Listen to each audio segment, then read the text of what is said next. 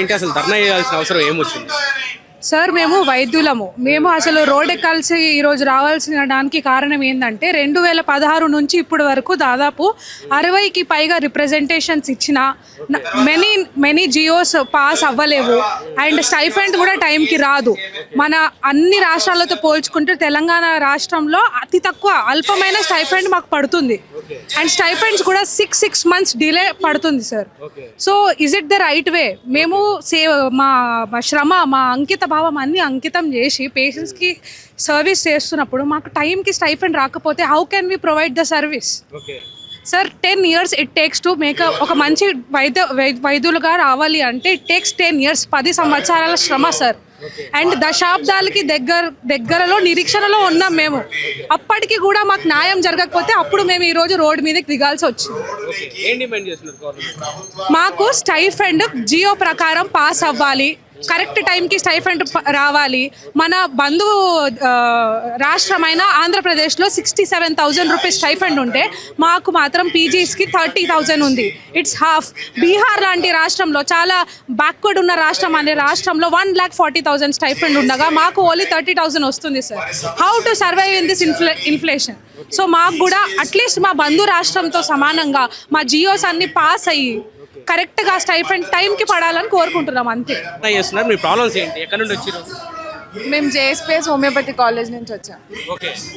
మాకు stipend increment అనేది సరిగా అవ్వట్లేదు, ప్రాపర్గా అవ్వట్లేదు.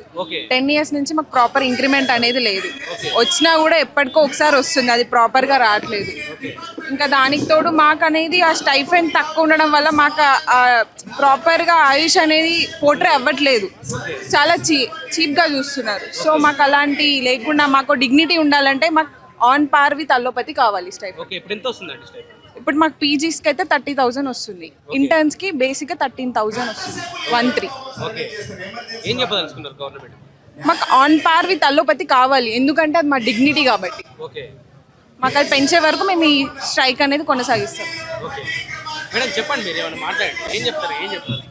లైక్ మాకు ఆన్ పార్ విత్ అలోపతి కావాలి అని మేము డిమాండ్ చేస్తున్నాము. అది అయ్యే వరకు మేము స్ట్రైక్ అయితే చేస్తుంటాం. ఇది మాది 10th డే. అవును, ఇబ్బంది పడుతున్నారు, కానీ మేము కూడా ఇబ్బంది పడుతున్నాం కదండి. మాకు ప్రాపర్గా ఖర్చులన్నీ పెరుగుతున్నాయి. స్టైఫండ్ అనేది కూడా మాకు పెరగాలి కదా. ఆన్ పార్ విత్ అలోపతి ఇవ్వాలని మేము కోరుతున్నాము. అది చేస్తే మేము మా విధులోకి యథావిధిగా దిగుతాము. అప్పుడు ఎటువంటి ఇబ్బంది ఉండదు కదా. చేస్తున్నాము ఆల్రెడీ. స్ట్రైక్ ముందు కూడా నోటీస్ ఇచ్చాము, ఒక 15 days స్ట్రైక్ చేస్తాము అని స్ట్రైక్ నోటీస్ ఇచ్చి మా విధులు మేము రెగ్యులర్గా చేసాము. అయినా కూడా వాళ్ళ నుంచి ఎటువంటి మాకు ఏం రాలేదు. అందుకని మేము ఇంకా స్ట్రైక్ చేయాల్సి వచ్చింది. ఇక్కడ ఆయుష్ విద్యార్థులము, వైద్య విద్యార్థులు ఎవరైతే ఉన్నామో ఇక్కడ స్ట్రైక్ కోసం ముందు 15 రోజుల నోటీస్ ఇచ్చాము మేము.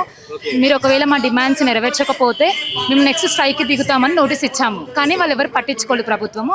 సో మేము ఆగస్టు 4వ తారీఖున మేము స్ట్రైక్కి దిగాము. ఇది 10వ రోజు కూర్చొని మేము మా ఎవరైతే కాలేజెస్ ఉన్నాయో, ఎక్కడెక్కడ గవర్నమెంట్ కాలేజెస్, ఎక్కడైతే ఆయుష్ వైద్య విద్యార్థులు ఉన్నారో అక్కడ మొత్తం మేమందరం స్ట్రైక్ చేస్తున్నాం. కానీ ప్రభుత్వం నుంచి ఏమాత్రం రెస్పాన్స్ మాకైతే ఇంతవరకు రాలేదు.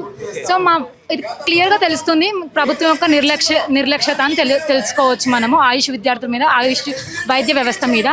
సో ప్రస్తుతం ఉన్న డిప్యూటీ సీఎం గారు ఎవరైతే ఉన్నారో మళ్ళీ బట్టి విక్రమార్క గారు 2023లో అసెంబ్లీలో వాళ్ళు ప్రతిపక్ష పార్టీగా ఉన్నప్పుడు వాళ్ళే మా కోసం గొంతు విప్పారు, గొంతు తెరిచి మాట్లాడారు. ఆన్ పార్ విత్ అలోపతి ఆయుష్ విద్యార్థులకు కూడా on par with allopathy amount ఇవ్వాలి, స్టైఫండ్ వాళ్ళైతే ఏదైతే సేవ చేస్తున్నారో దానికి తగ్గ స్టైఫండ్ ఇవ్వాలని అడిగారు. మా కోసం గొంతు లేపారు. కానీ ఇప్పుడు చూస్తే ఆ గొంతు మాట్లాడట్లేదు, ఆ గొంతు నెరవేర్చట్లేదు. దానికోసం మేము ఎదురు చూస్తున్నాము.